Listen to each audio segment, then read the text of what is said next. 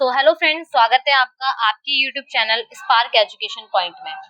Students, आज की video में हम देखेंगे क्लास 11th का पॉलिटिकल साइंस एंड चैप्टर 1 संविधान क्यों और कैसे, जिसका पार्ट 1 आज की वीडियो में हम कवर करेंगे एंड पार्ट 2 में ये जो चैप्टर है पूरा कंप्लीट हो जाएगा।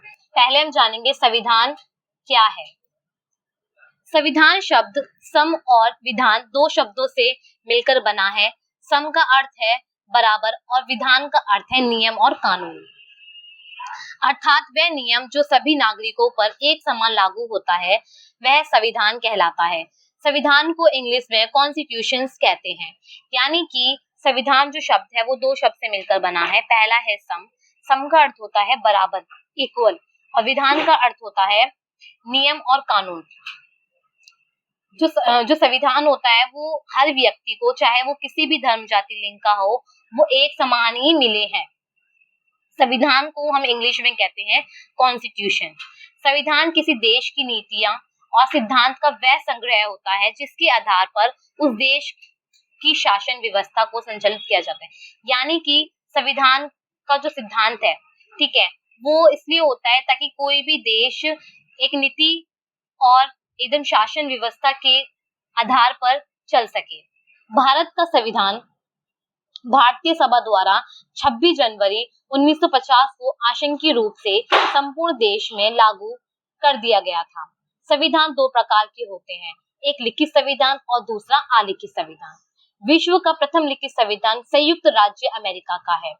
यानी कि जो पहला संविधान लिखा गया वो कहाँ था? अमेरिका में, जहाँ पे लिखित संविधान है, यानी लिखा हुआ संविधान है। और अलिखित का मतलब होता है, जो अलिखित मतलब यानी कि लिखा हुआ नहीं है, एकदम मौखिक रूप से है। और संसार का सबसे बड़ा लिखित संविधान भारत का है। वर्तमान में भारत का संविधान 465 अनुच्छेद जो 25 भागों और 12 अनुसूचियों में लिखित है।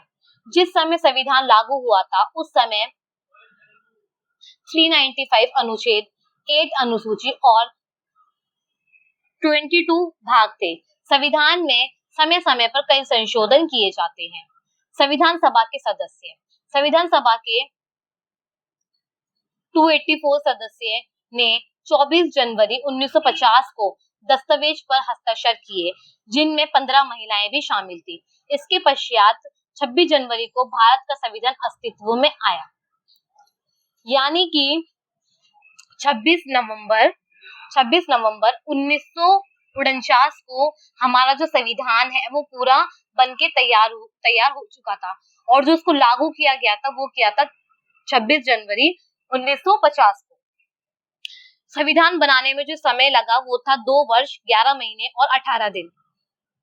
फिर आता है लिखित संविधान क्या होता है। लिखित संविधान वह होता है जिसका अधिकांश भाग लिखित होता है। लिखित संविधान किसी देश को अच्छी तरह से संचालित करने के लिए बनाया गया लिखित दस्तावेज होता है। लिखित संविधान का निर्माण किसी विशेष समय पर संविधान सभा द्वारा किया जाता है। लिखित संविधान देश का सर्वोच्च कानून होता है जिसका उल्लंघन करने वालों को गैर संवैधानिक माना जाता है। संविधान के नियमों के आधार पर संपूर्ण देश में शासन किया जाता है। पहले हम बात करें लिखित संविधान की, तो स्टूडेंट्स, लिखित संविधान बहुत ही महत्वपूर्ण होता है, क्योंकि अगर हमारा संविधान लिखित नहीं होगा तो इसको मानने से जो लोग हैं वो भी इनकार करेंगे, इसका उल्लंघन भी करेंगे। अगर हमने जो संविधान लिखा है, अगर कोई भी व्यक्ति इसका उल्लंघन करता है तो हम उसको दिखा सकते हैं कि ये हमारा लिखित संविधान है और इसमें ये कानून बनाया गया है। तो इसलिए जो लिखित संविधान है वो बहुत ही महत्वपूर्ण होता है। और संविधान के नियमों के आधार पर, जो भी संविधान में नियम बनाए गए हैं उसके आधार पर संपूर्ण देश का जो शासन है वो बहुत ही अच्छी तरीके से चलाया जा सकता है। अब बात करें अलिखित संविधान। अलिखित संविधान का आशय ऐसे संविधान से है जिसे लेखबद्ध ना किया गया हो, अर्थात वह संविधान लिखित रूप से मौजूद ना हो। अलिखित संविधान के कुछ भाग लिखित रूप से मौजूद होते हैं परंतु सभी भाग नहीं है। यानी कि अलिखित संविधान का मतलब होता है जो संविधान लिखा हुआ नहीं है, केवल वो बोला जाता है मौखिक रूप से, ठीक है। एक तरह से जैसे कोई बुक होती है, जैसे हमारा भारत का जो संविधान है वो लिखा हुआ है, एक बुक है संविधान की, जिसमें पूरा संविधान, पूरा देश कैसे चलेगा, पूरा कानून, अनुच्छेद सब उसमें लिख रखा है। परंतु जो आलिखित संविधान है उसमें सब कुछ मौखिक होता है और कुछ जो अनुच्छेद होंगे, जो संविधान होगा वो थोड़ा बहुत ही लिखित होगा, उसके जो कुछ भाग होंगे। मुख्य संविधान लिखित रूप में ही मौजूद होते हैं। ब्रिटेन ही एक ऐसा देश है जिसका संविधान अलिखित है और उस संविधान की केवल कुछ ही भाग लिखित रूप से मौजूद है। इसका मतलब ये है, ब्रिटेन ही एक ऐसा देश है जिसका संविधान अलिखित है, जिसने अभी तक अपना संविधान नहीं लिखा है। उसको जो संविधान है उसके कुछ भाग ही लिखित हो रखे हैं, बाकी तो वो पूरा ही अलिखित है।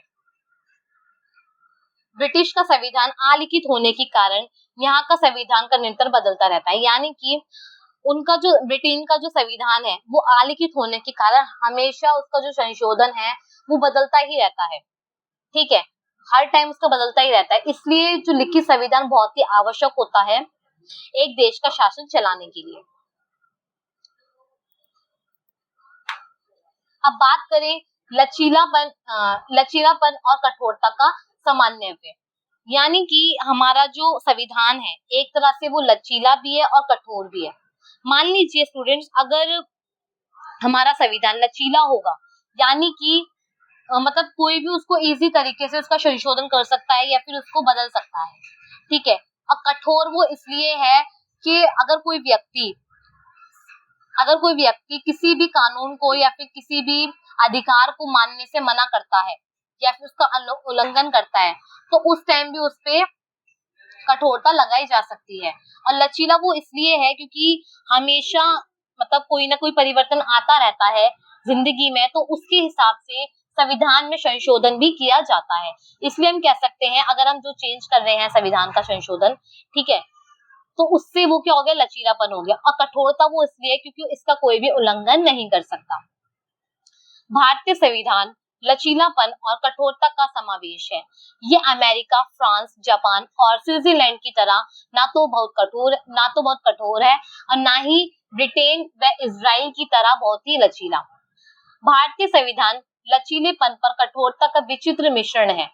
भारत के संविधान में राष्ट्रपति का चुनाव अनुच्छेद 54 और 55, संघ और राज्यों की कार्यपालिका शक्ति अनुच्छेद 73 और 162 तथा संविधान संशोधन की प्रक्रिया अनुच्छेद 368 अनम्यता के गुण को प्रदर्शित करती है। वहीं नए राज्यों का निर्माण तथा उनकी सीमाओं में परिवर्तन तथा नागरिकता जैसे प्रावधानों का संशोधन जो साधारण बहुमत के द्वारा हो जाते हैं। अमेरिका के संविधान में पिछले 225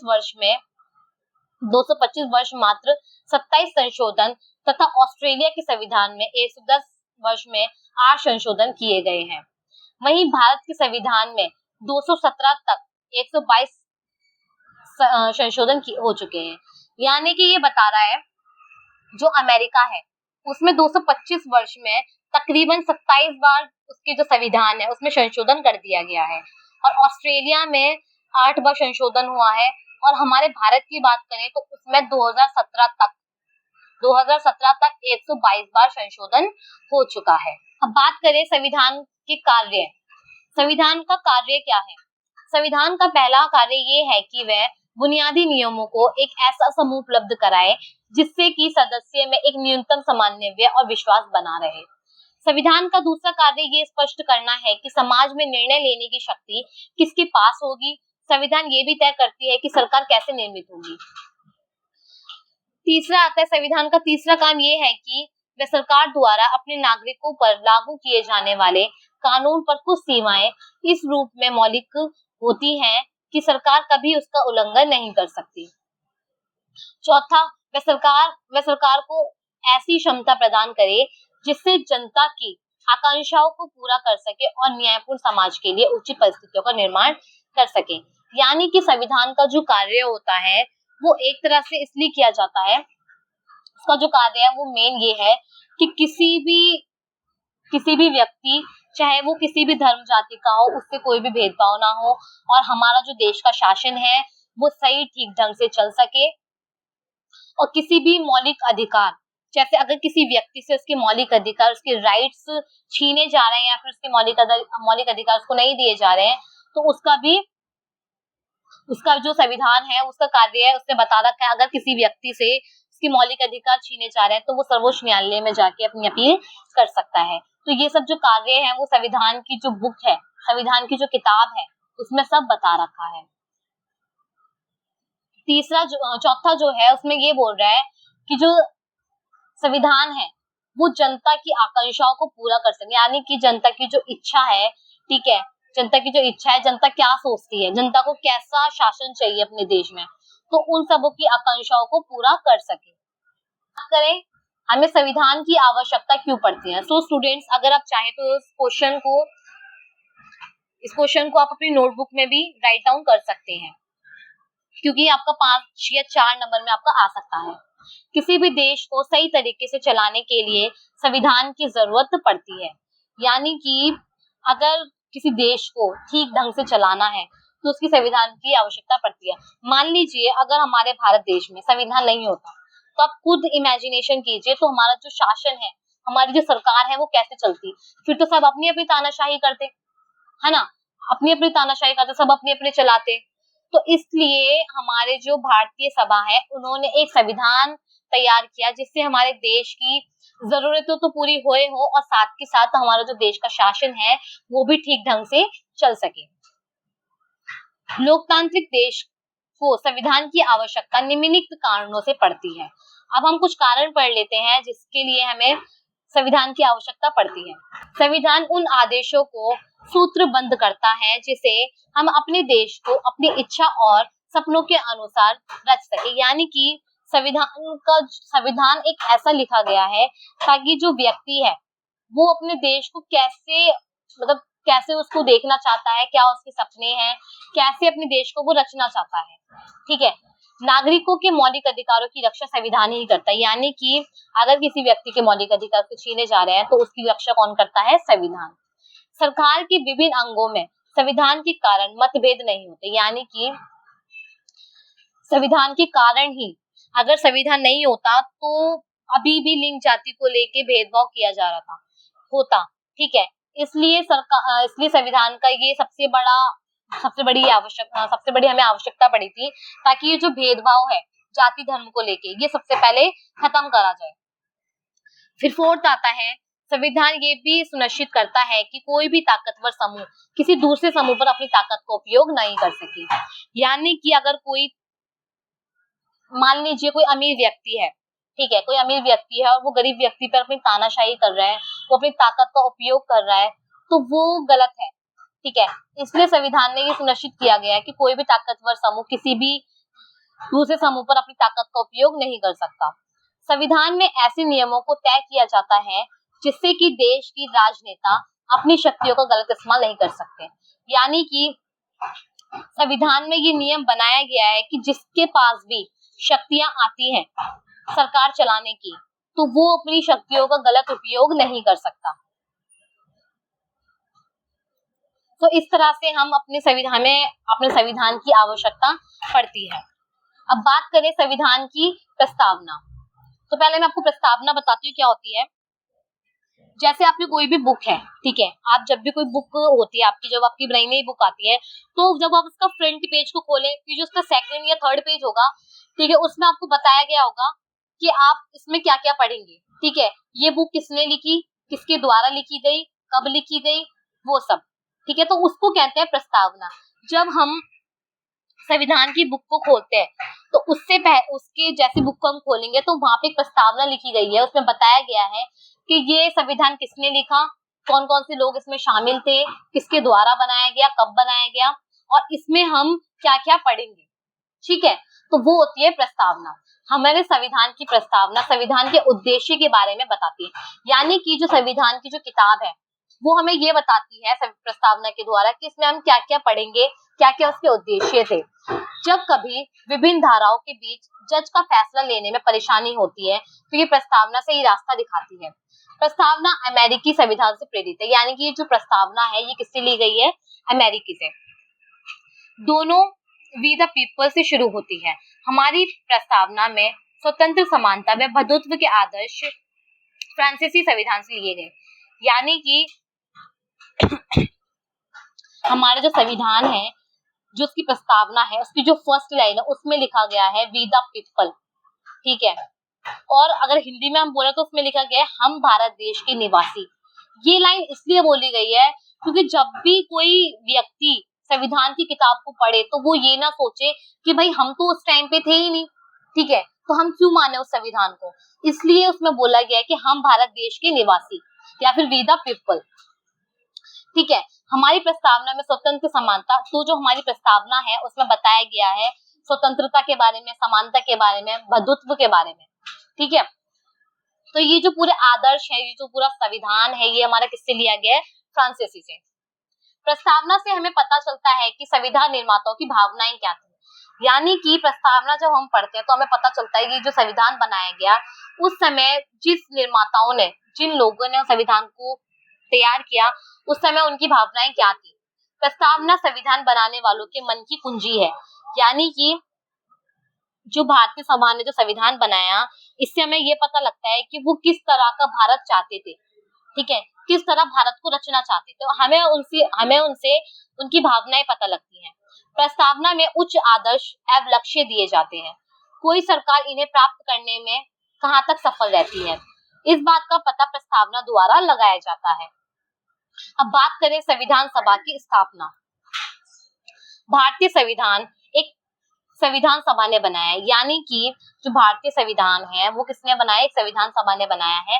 राष्ट्रीय आंदोलन के समय भारतीय की एक महत्वपूर्ण मांग ये रही कि भारत संविधान का निर्माण ब्रिटिश संसद द्वारा नहीं बल्कि भारतीय के प्रतिनिधि द्वारा किया जाना चाहिए। यानी कि जब संविधान, पता है स्टूडेंट्स क्या हुआ, संविधान ना इतनी आसानी से नहीं बनाया गया, बहुत ही लड़ाइयां हुई, बहुत ही झगड़े हुए, बहुत ही आंदोलन हुआ, तब जाके एक संविधान बनाया गया। क्योंकि उस समय जो भारत पे जो शासन था वो ब्रिटिश का शासन था, ठीक है। जब ब्रिटिश ने ये वाली चीज कही कि भाई चल ठीक है हम तुम्हारा देश छोड़ देंगे, जब भारत के संविधान बनाने की बात आई तो उस समय ब्रिटिश ने बोला कि जो तुम्हारा संविधान है वो हम तैयार करेंगे। परंतु जो भारतीय लोग थे उन्होंने ये कहा कि हमारा जो संविधान है वो ब्रिटिश के द्वारा नहीं बनाया जाएगा बल्कि भारत की जो प्रतिनिधि है, ठीक है, उनके द्वारा बनाया जाएगा, भारत के लोगों द्वारा बनाया जाएगा। महात्मा गांधी ने 1922 में संविधान सभा की मांग की थी। यानी कि पहली बार महात्मा गांधी जी ने 1922 में संविधान सभा की मांग की, भाई हमें अपना अलग संविधान चाहिए, ठीक है। जब उन्होंने ये कहा था स्वराज्य का अर्थ जन प्रतिनिधियों द्वारा निर्मित एक ऐसा संविधान जो जनता की आकांक्षाओं और आवश्यकताओं के अनुकूल। यानी कि उन्होंने कहा कि भाई मुझे स्वराज्य चाहिए। स्वराज्य का अर्थ ये होता है कि जनता की आकांक्षाएं, जनता की आवश्यकताओं को देखकर एक ऐसा संविधान तैयार करना जिससे हमारे जनता की जो आकांक्षाएं, जनता की जो इच्छा है वो भी पूरी हो सके और हमारे जो देश का शासन है वो भी ठीक ढंग से चल सके। कांग्रेस ने 1934 में संविधान सभा की मांग की। फिर कांग्रेस ने 1934 में संविधान सभा की मांग की। 1936 में पंडित जवाहरलाल नेहरू ने संविधान सभा का समर्थन किया। फिर 1936 में पंडित जवाहरलाल नेहरू जी ने क्या करा, संविधान सभा का सपोर्ट किया, समर्थन किया। उन्होंने कहा कांग्रेस की मांग है सुविधिनता व लोकसत्तात्मक राज्य।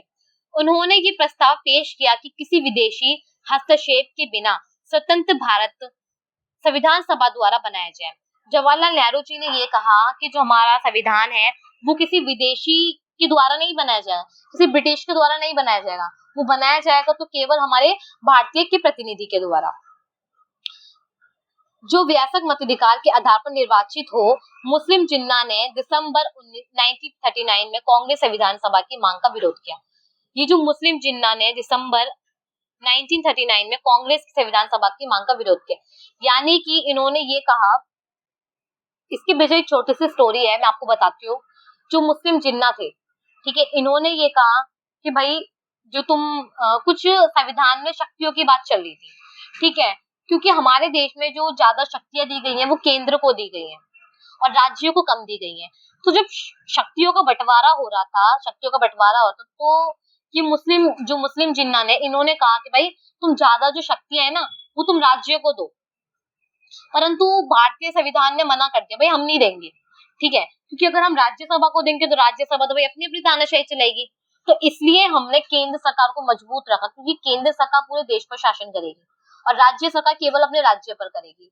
तो उस समय मुस्लिम जिन्ना ने संविधान सभा का विरोध किया और उनसे ये कहा कि भाई हमें तुम्हारा संविधान स्वीकार नहीं है, आप एक काम करो, आप हमें अपना अलग देश दे दो, ठीक है। तो उनका बहुत विरोध हुआ, तो उस समय जाके एक हमारा ये जो इनका जो पाकिस्तान है वो बना, क्योंकि इन्होंने मना कर दिया था कि भाई हम नहीं रहेंगे, ठीक है, या तो तुम हमारी बात मानो या तो तुम हमें एक अलग देश दे दो।